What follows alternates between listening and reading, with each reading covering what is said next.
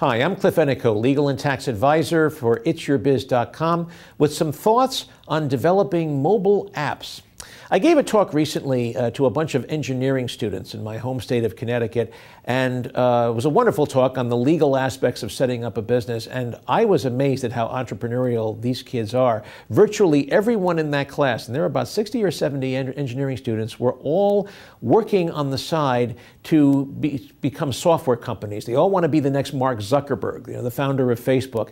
And a lot of what these kids are doing is developing what they call mobile apps, software applications that help your cell phone do all kinds of incredible things.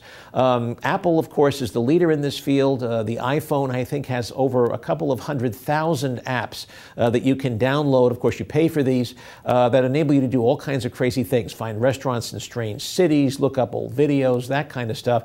But not far behind them is Motorola with their Google Android software platform, which was developed by Google and used by Motorola in a variety of their cell phone products and PDAs as well. So you've got these two major platforms, the iPhone platform and the Google Android platform, and there are literally thousands and thousands of closet entrepreneurs around the country looking to develop applications for these things.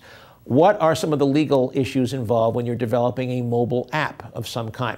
Well, a mobile app has three parts, and it's important to understand how this works. There is the software itself, the software application that helps the cell phone do whatever it is that the user wants it to do.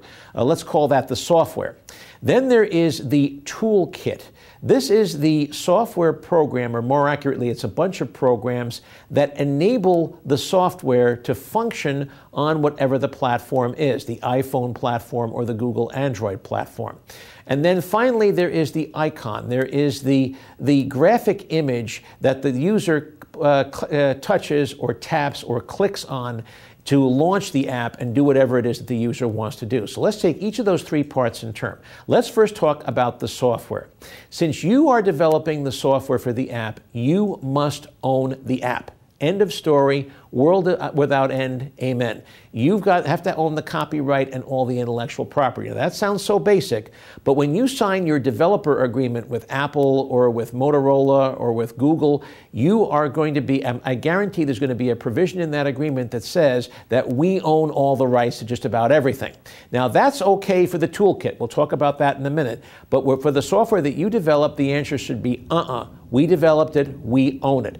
If that language is not clear in the developer agreement, call Apple or Google or Motorola and get the language changed so that it reflects that you clearly own the software to the app that you developed. Sometimes they will be a little flexible on that, especially if it's an app that's really cool and they really want it. Ask that question because don't make the mistake. The biggest mistake that mobile app developers make is they roll over, when they deal with Apple or Google for the first time, they just roll over and sign the developer agreement without looking at it. That's a very big mistake because they could be giving away their product. So that's the software. Now let's talk about that toolkit. Now the toolkit is not developed by you. That's developed by Apple or by Google or whoever owns the platform that the app is going to run on. They developed it. They see that as their intellectual property. They are not going to give it to you under any circumstances, but you have to license it. Otherwise, your software is not going to run properly on their app. It's what we used to call a customized interface back in the bad old early days of software development. So that's okay. The toolkit they own, but you have to have the right to that toolkit for as long as the app is in existence. By definition, the app cannot run unless it has the ability, it has the toolkit built into it. So you don't want the platform owner to be able to pull the rug out from under you and pull the toolkit out so that your software app becomes useless. So let's say, for example, you do an app for, let's say it's Apple, and Apple all of a sudden is approached by another developer who's done something exactly the same as yours, but they think it's 10 times better than yours. You do not want Apple or any other platform owner to have the right to pull you off of Apple and put the other person in your place. Most platform owners will not sign non-competes, but they should be able to sign a provision that says that if someone else comes along with a similar app, hey, bring it on. We'll let the users decide who they like better. We will not make that decision. We're not going to take you off and put the other person on.